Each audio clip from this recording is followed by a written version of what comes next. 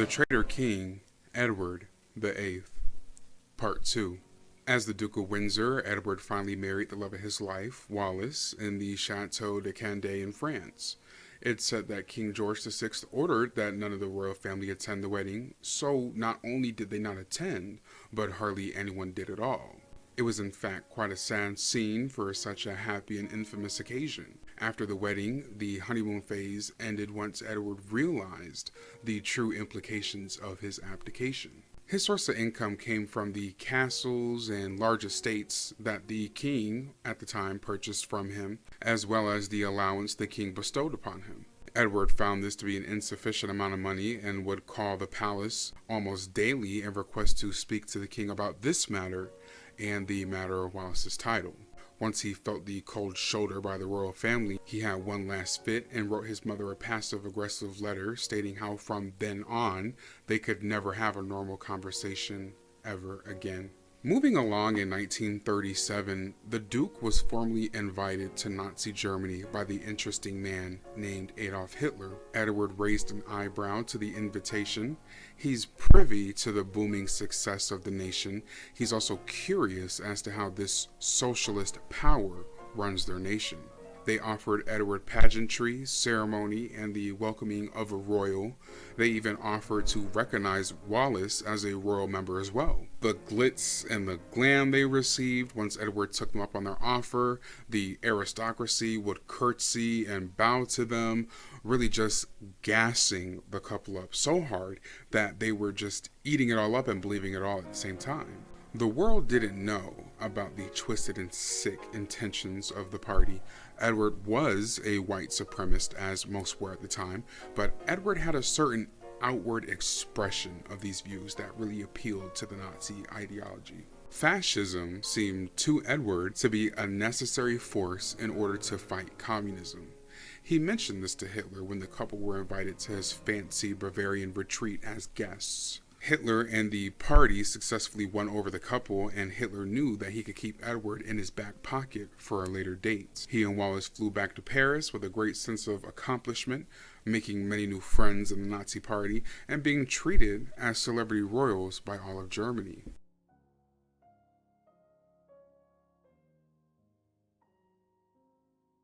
While the couple were in Paris, the Second Great War had commenced. Edward was taking an active role in the war effort, but just as in the previous war, he couldn't see any action. Instead, he would speak at events, give encouragement to the Allies in Paris, and have an active stance on the necessity of peace on the continent. When France was invaded in May of 1940, Edward and Wallace had to flee to Portugal, where they stayed with Ricardo Espírito Santo, a Portuguese banker that had British and German ties. At this time, codenamed Villy came into talks, a plan to persuade Edward out of Portugal and into Spain so he could be kidnapped and put on the British throne as a puppet king for Nazi Germany.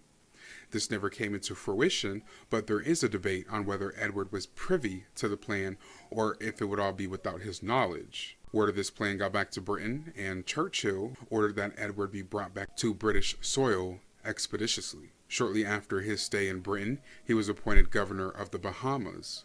An excellent situation for Britain because Edward would be far from the continent and protected within the U.S.'s freedom waters. However, Edward hated his stay at the Bahamas. His racial views had him name the place a third world colony, an attitude that didn't lead him to much success as their governor. This is another instance of Edward feeling his fall from grace. Around this time, Britain began to receive bomb raids. Some of these raids were significant because they were very precise in where the bombs were dropped, some of the bombs landing where the royal family would be normally during such time. It's theorized that Edward might have had involvement due to it being discovered that he mentioned to Santo once how Britain should be bombed into peace. This could have easily gotten back to the Nazis through Santo due to his connections with them. Also, a correspondence with Santo while at his stay in the Bahamas revealed Edward mentioning, "Let me know when to act," a statement that could be interpreted as Edward being privy to Operation Villy. Thankfully, the Nazis lost their war in May of 1945, and this operation never came to happen.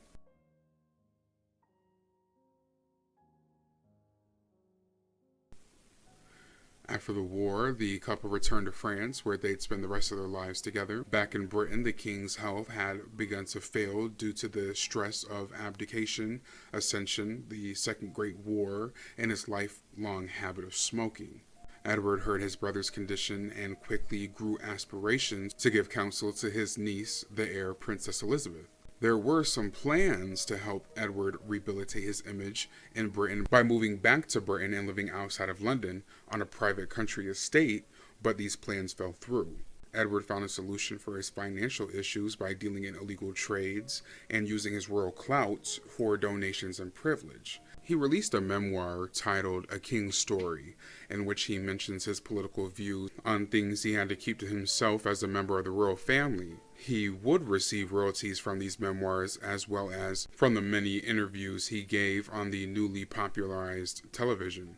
During these interviews, he would discuss further his political views, his life, and some speculations on the royal family. He would keep his comments cute though, because they were still paying him his allowance.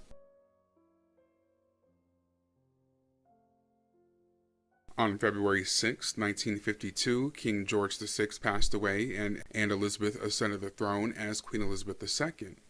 Edward didn't attend his niece's coronation, but he did watch from Paris during one of the many parties he'd throw. At this time, the couple were outcast from the royal family, but when one door closes, another one opens. Their controversial and popular life landed them as guests to the White House by Nixon, then became part of the newly emerging cafe society scene in the 50s and 60s, and often traveled back and forth from Paris to New York. Edward always throwing parties or at some sort of social event, but many people regarded him as being awfully boring and depressing to be around, and lacking the same attractive nature he had as a child. Edward was certainly discontent with his life. He found the endless partying banal and predictable, and wished that he had done more with his life, and furthered his dreams for the British nation.